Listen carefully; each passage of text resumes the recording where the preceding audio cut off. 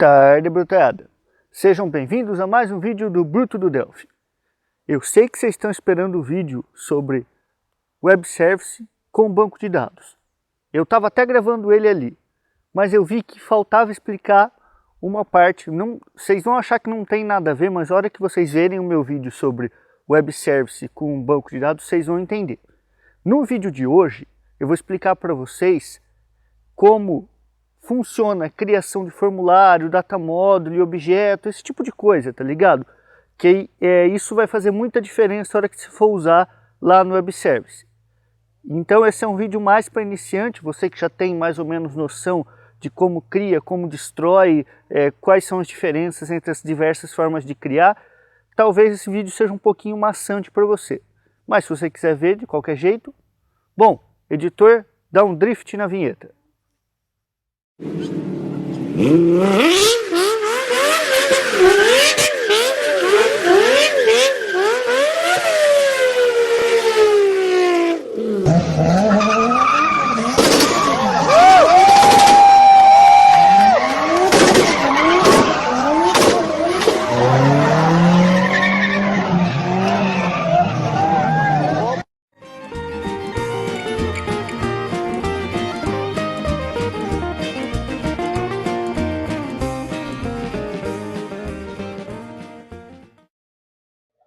E aí galera, beleza? No vídeo de hoje a gente vai responder algumas dúvidas sobre os vídeos anteriores. Vou passar para vocês uma coisa que eu não passei sobre o JSON, que eu não sabia e agora eu aprendi. E nós vamos conversar também sobre criação de formulários e data módulos. Essa última parte vai ser muito importante quando a gente estiver conectando ao banco de dados lá no servidor REST e no servidor SOAP. A gente vai precisar criar e destruir data módulos em tempo de execução, então eu preciso que vocês entendam como é que funciona essa criação e destruição de formulários. Data módulos nada mais são do que formulários que só recebem componentes não visuais. Então vamos lá, vamos começar pelo JSON. Lembra que eu disse para vocês que eu não sabia andar entre os pares do JSON se eu não conhecesse o nome deles? Eu descobri como a gente vai fazer. Ó, eu criei aqui um objeto JSON simplesinho. Ele tem 3 pares, um que é um valor boolean, um JSON boolean, um que é um JSON string, eu posso passar como string do Delphi, e um JSON number. Isso não faz a mínima diferença.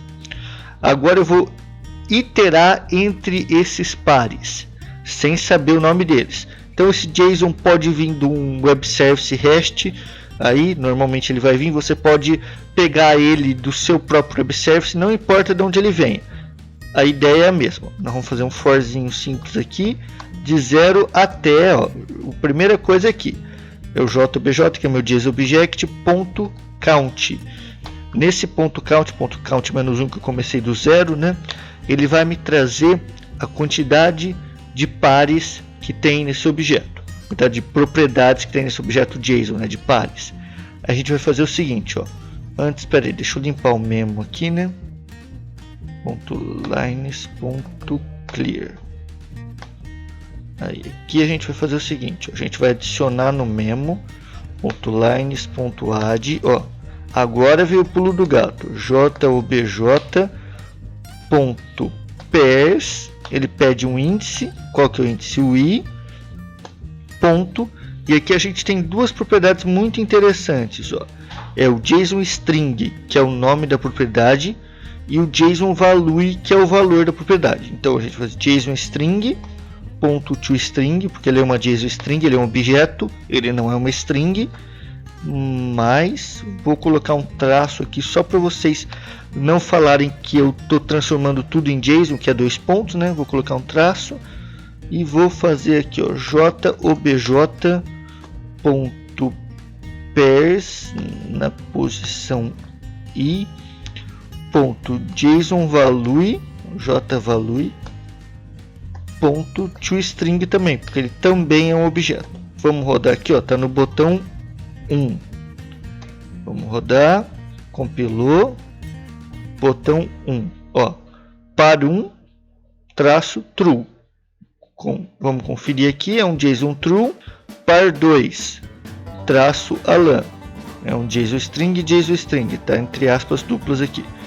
Par 3, JSON number 23.57.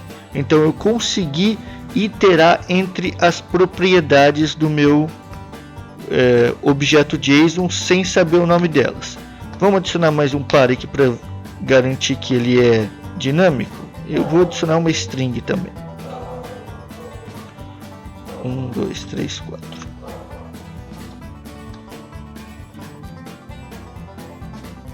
Prontinho, ó. Par 4, 1, 2, 3, 4 em string.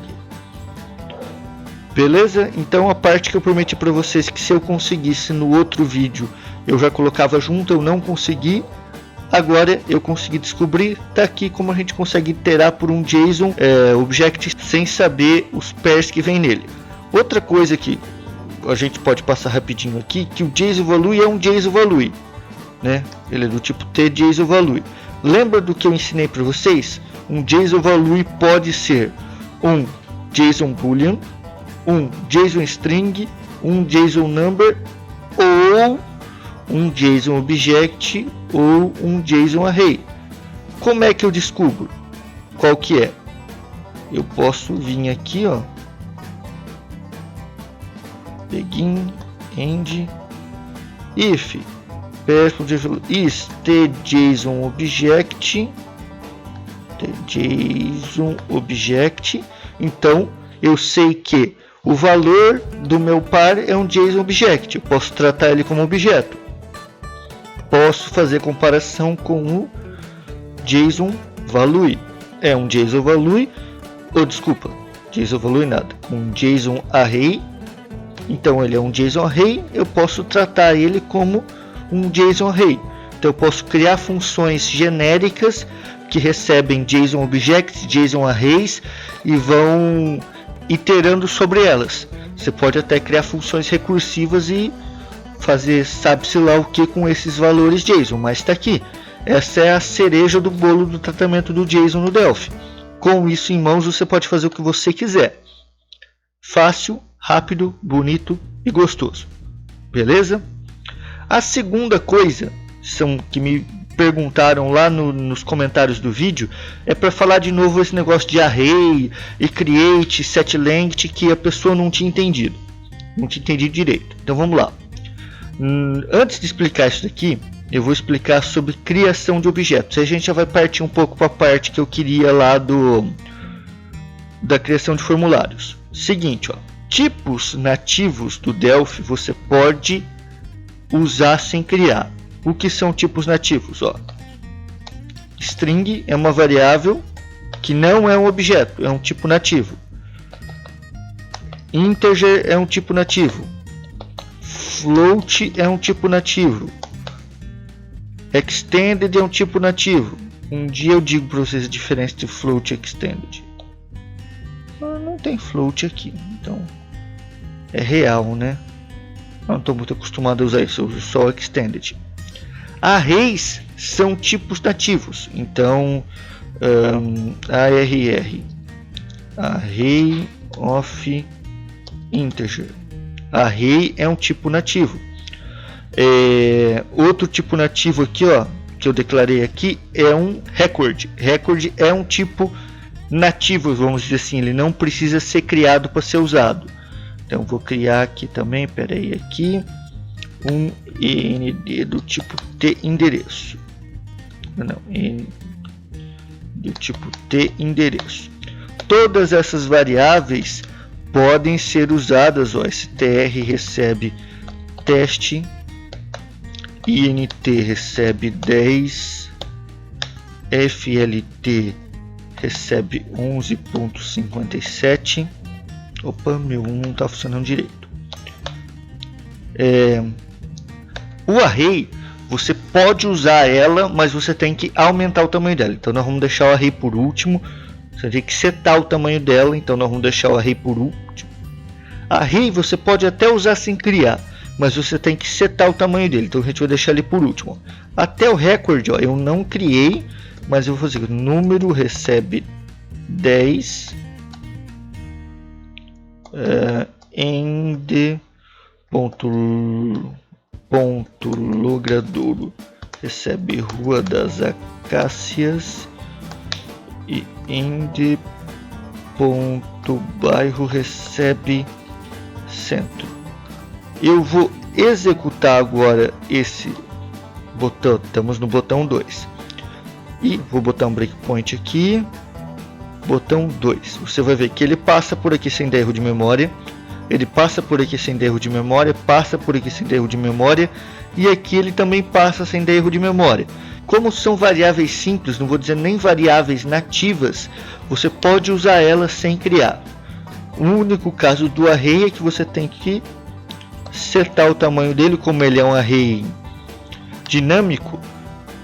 Se fosse um array estático, ó, array, vou dar o tamanho dele 0.3, então ele tem 4 posições of integer, eu posso usar ele sem setar tamanho. Na posição 0 recebe 5,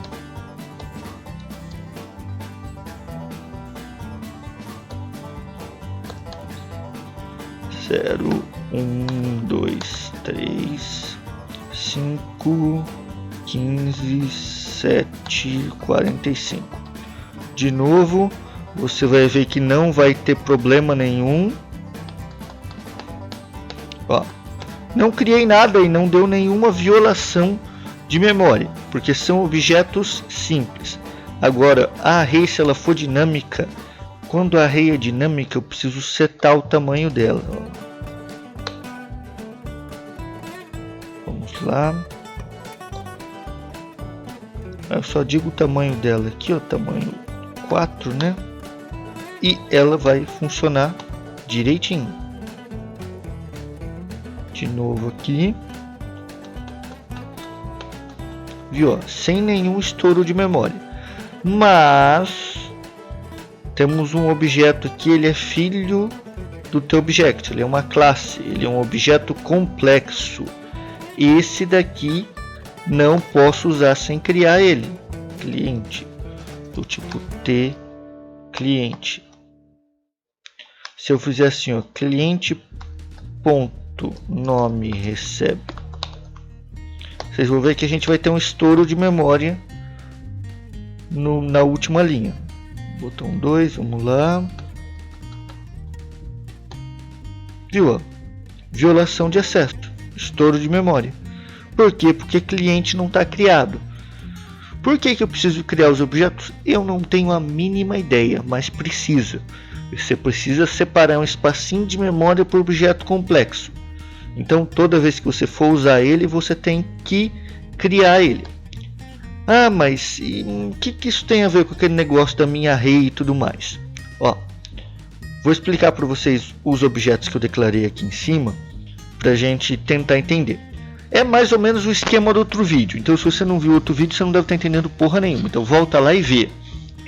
Mas é assim, ó. Eu criei um tipo atendimentos que tem o nome do atendente e o cliente e os clientes atendidos. Isso é uma lista. O clientes atendidos é uma lista de clientes. Uma lista de clientes é uma array de cliente. Cliente é uma classe que tem uma propriedade que é ter endereço, que é um registro. Então, de novo, eu tenho um objeto que neste objeto eu tenho uma propriedade string e uma propriedade array. Esta array é uma array de objetos. Ela poderia ser uma array de qualquer coisa, de inteiro, de string, mas é uma array de objetos. E esse objeto do qual a array é do tipo dele tem uma propriedade do tipo record. A gente deixa bem completo. Então vamos lá. Eu vou declarar um atendimento.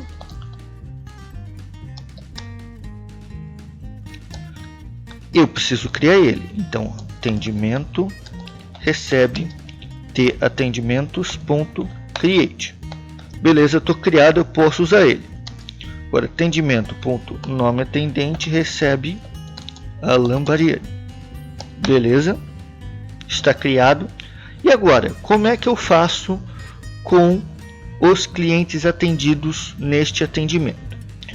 Como eu não declarei nenhuma forma de acessar a array, vou precisar declarar uma variável do tipo da array para depois jogar lá. Por quê? Porque o setLength ele pede uma variável e uma property desse tipo aqui, ela não é considerada uma variável, ela é considerada uma constante. Eu não sei por quê, mas é. Então eu não posso usar direto a property clientes atendidos no setLength. Se fosse só uma variável global eu poderia, mas como a gente está usando isso para JSON e o JSON trabalha com RTTI, vamos trabalhar com o property direitinho, que eu não sei como é que ele vai se comportar com uma variável global. Então vamos lá. Eu declaro um clientes do tipo tlista cliente. Tlista cliente é o que? É uma array. Então a gente precisa, é uma array e além de tudo é uma array dinâmica. Então a gente precisa setar o tamanho dele. Se eu botar o mouse aqui em cima, declaradinho Unit 2, não mostra. Então a primeira coisa que eu preciso fazer é o setLength no clientes. Quantos clientes eu atendi? Eu busquei no banco de dados, eu faço o count no meu dataset e vejo quantos clientes é. Vamos falar que foram só 2 clientes para não atrapalhar muito. Beleza. Então agora minha array cliente está preparada para receber 2 clientes. Tá, eu posso já setar direto e fazer assim, ó, clientes na posição 0 ponto nome recebe? Não posso. Por quê? Porque a posição 0 da minha array clientes aponta para um objeto complexo. E qual que é a regra para o objeto complexo? Eu preciso criar ele antes de trabalhar com ele. Então, cliente 0 recebe tcliente.create. Beleza? Agora eu estou livre para usar o objeto que está na posição 0. Nome recebe Alan. Opa. Clientes na posição 0. Ponto. Deixa eu ver o que tem aqui. Nome, endereço e número. O número nem precisava estar aqui, eu vou pagar lá.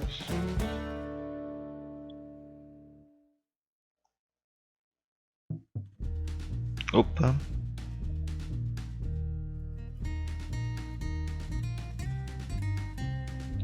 E apagar o método aqui. Beleza. Tá.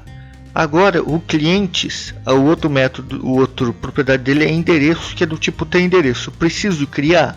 Não preciso criar porque é um record, é um tipo simples, vamos dizer assim, né?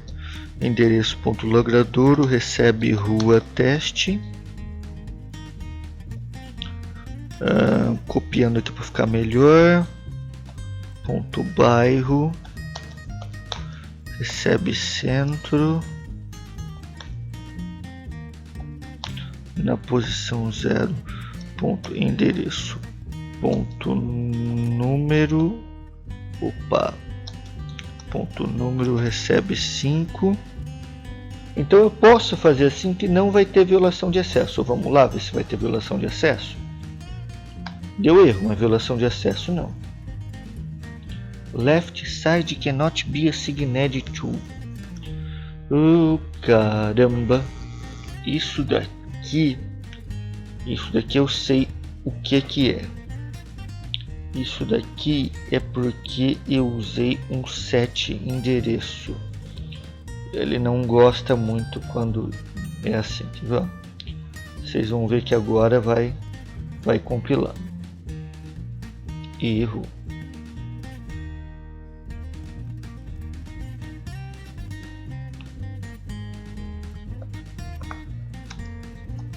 Será que é assim então?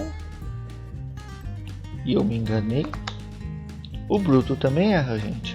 Eu nem vou cortar essa parte para vocês verem que nem tudo é uma beleza na programação. Compilando, erro de novo.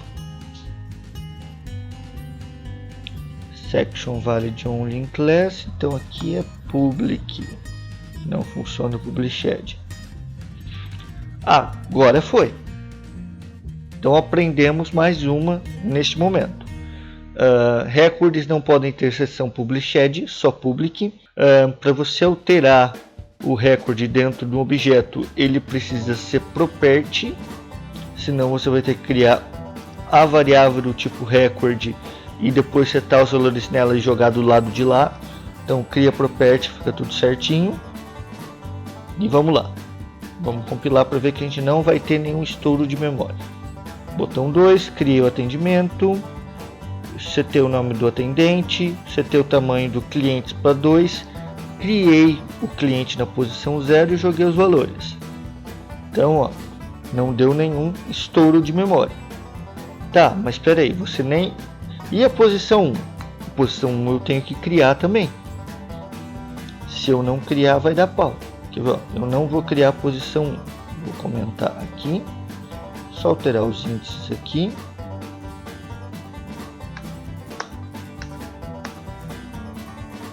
Vou deixar os mesmos valores só para vocês verem. Se eu não criar na posição 1, vai dar pau. Porque cada posição da array é um objeto único. Ó, deu pau. Então eu preciso criar todos os objetos que eu vou trabalhar, estejam eles dentro de array ou não. Beleza? Conseguiram entender essa parte? A última parte aqui é atendimento ponto clientes atendidos recebe cliente. Então eu estou falando para ele que a minha array clientes atendidos na verdade é minha array clientes. Eu faço isso porque dentro que o setLength ele pede uma variável e ele considera property como constante. O que eu poderia ter feito, criado uma procedure aqui, setQtd clientes, que recebe um QTD do tipo integer. E aí eu dar um setLength na f clientes atendidos, que é a minha variável, com a QTD. Aí eu poderia, errou aqui, aí eu poderia fazer assim, atendimento.set QTD clientes 2, aí eu ia fazer atendimento.clientes atendidos na posição 0 recebe. Então eu poderia substituir ali aquela variável por isso daqui. Por quê? Porque eu pude dar o setLength nele. Deixa eu matar aqui. Fica mais fácil de entender assim, ó, porque você sabe exatamente o que você está alterando e não vai dar pau. Ó, beleza. Se eu olhar aqui, atendimento, ó, cliente, nome do atendente, Alan Bariani, 2 posições de memórias na cliente atendido. Cliente atendido, a posição 0 e a posição 1, nome Alan e o endereço. Olha que belezinha. Aqui o outro, nome Viviane e o endereço. Conseguiram entender então essa parte do setLength da array? Por que eu tenho que declarar uma variável e jogar lá? Ou o que eu posso fazer? Por que eu tenho que criar cada objeto um por um? Beleza? Beleza. Estamos entendidos? Estamos entendidos. Vamos para a última parte desse vídeo, que é a parte de formulário. Vou colocar outro botão que eu esqueci. Ué, peraí. O que aconteceu quando eu cliquei naquele botão? Como vocês estão vendo, a tela está diferente. Essa é uma outra gravação.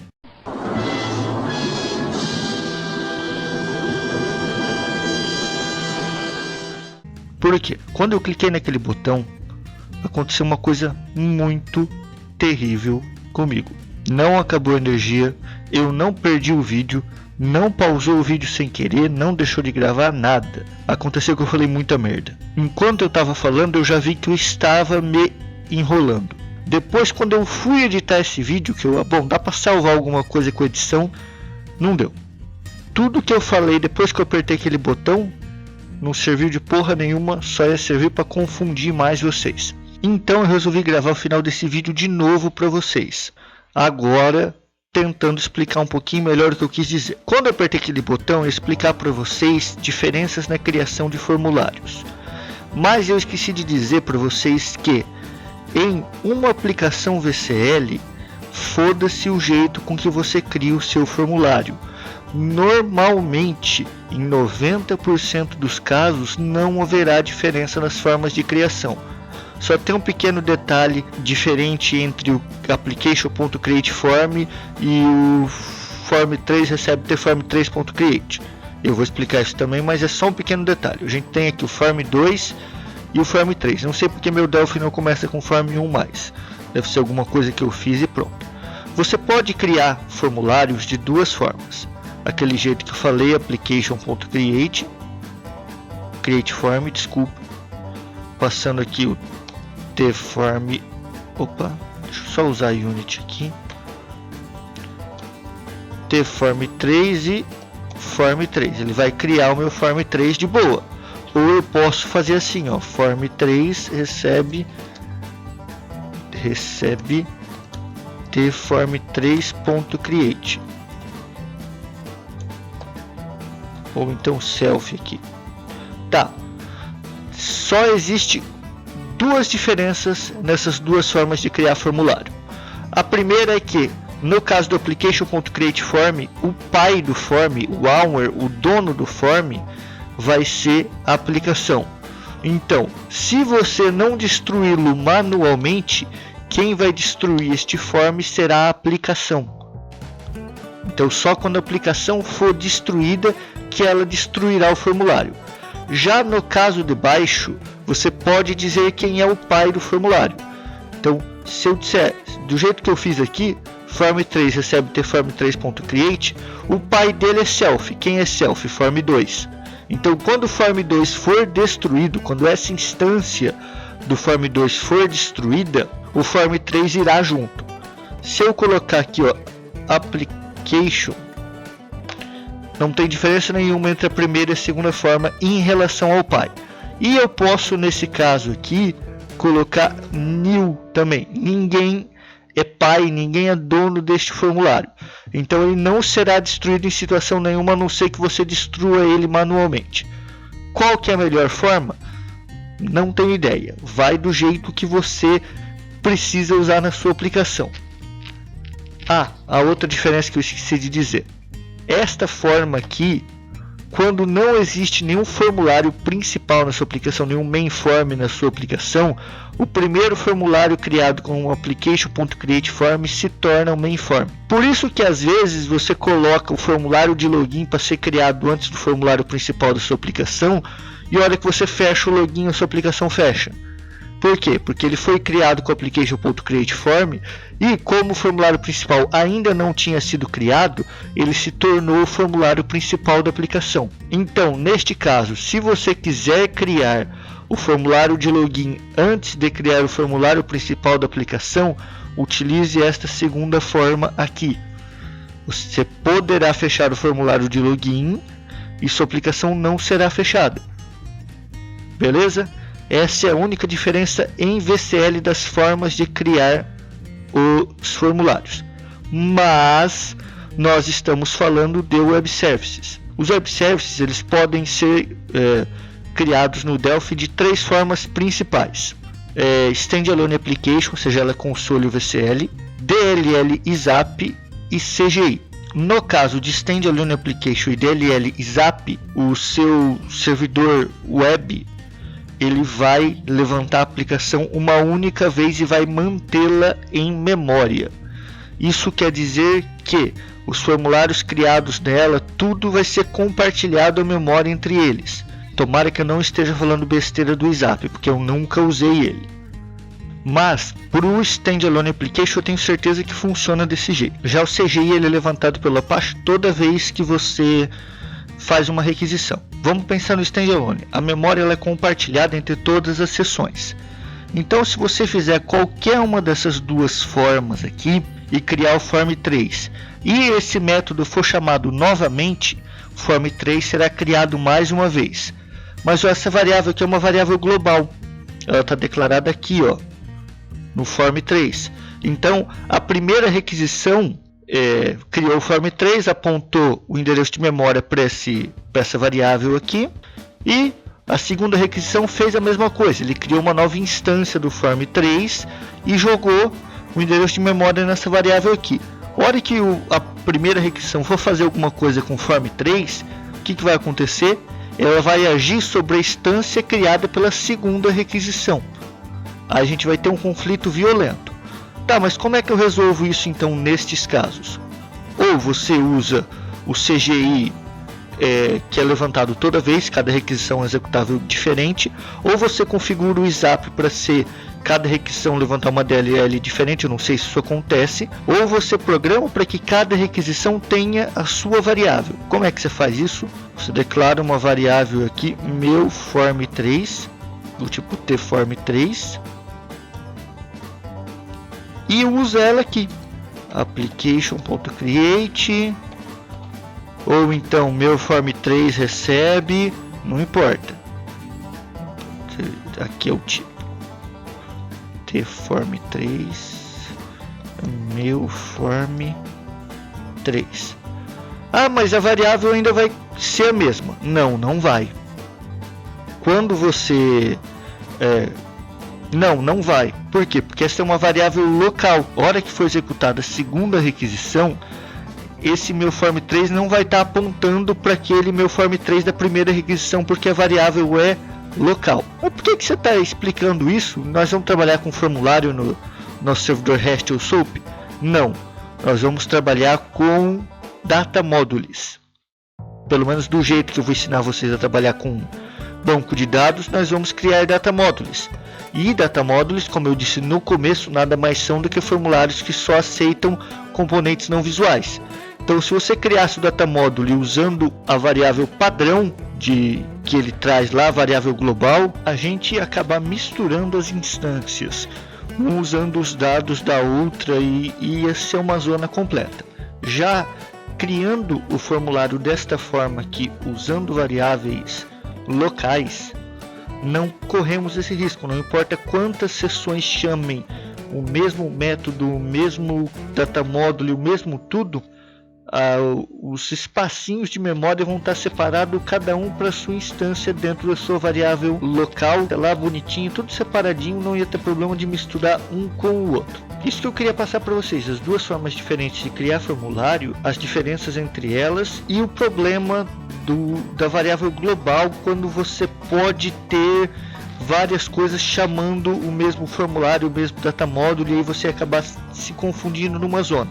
Em alguns casos, principalmente na VCL, é interessante que o data module seja compartilhado entre as diversas execuções de várias chamadas, porque os dados são únicos, é um contexto de usuário único, né? Mas no caso do web service, são vários usuários querendo coisas diferentes, umas coisas que não tem nada a ver com as outras, e misturar os data modules e acabar dando zona. Vocês entenderam isso? Era isso que eu queria passar nesse finalzinho de vídeo. Eu queria agora pedir desculpa por o vídeo ter ficado segmentadozinho assim, ter ficado cortado em vários pedaços, né? Eu sei que isso atrapalha um pouco, tira um pouco o tchan da bagaça, mas não teve jeito. Eu falei muita merda. Eu queria também pedir desculpa porque possivelmente, do jeito que esse microfone está configurado, essa última gravação que eu fiz, vocês vão ouvir muito eu respirando. Eu não sei o que aconteceu, mas no preview que eu vi do vídeo, enquanto rolava uma barulheira aqui em casa, eu vi que tem muito minha respiração. Vou pedir desculpa, vou tentar configurar o microfone corretamente da próxima vez. E bom, é isso, galera. Curtam o vídeo. Quem não é inscrito, se inscreva. Quem é inscrito e ainda não clicou na sinetinha, clica na sinetinha para receber os meus e-mails. Várias pessoas já me disseram que estão recebendo direitinho, bonitinho. Estão vendo até antes de eu fazer propaganda, isso é perfeito. Usem o que eu estou ensinando, né? Muita gente vê o vídeo, que legal, e acaba não usando, e isso não vale de nada. Eu quero que vocês usem o que eu ensino, eu quero que vocês modifiquem as suas vidas, ou pelo menos a sua forma de desenvolver, né? Modificar a vida acho que é muita pretensão, né? Modifiquem o seu dia a dia em desenvolvimento para melhor com o conhecimento que eu estou passando para vocês. Bom, galera, então é isso. Coice do Bruto.